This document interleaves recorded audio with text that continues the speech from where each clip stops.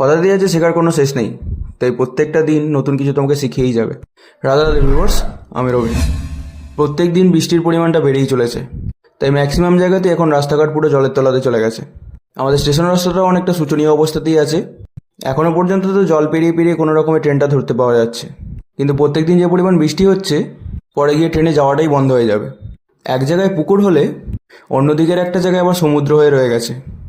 যাই হোক, তো অফিস চত্বরে পৌঁছে সবার প্রথমে আজকে আগে টিফিনটা সেরে নিলাম, আর দেন বসে বললাম কাজগুলো শেষ করার জন্য। আর এখন কাজের জায়গাতে আসাটাও একটা বড় কাজ হয়ে দাঁড়িয়েছে।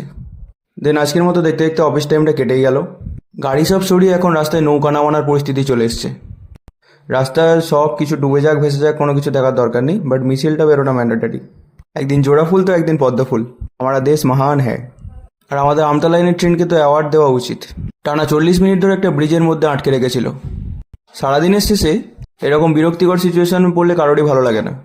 দেন স্টেশন চত্বর থেকে গাড়িটা কালেক্ট করে নিয়ে ভাইকে নিয়ে বেরিয়ে পড়লাম একটু আমতা যাওয়ার জন্য।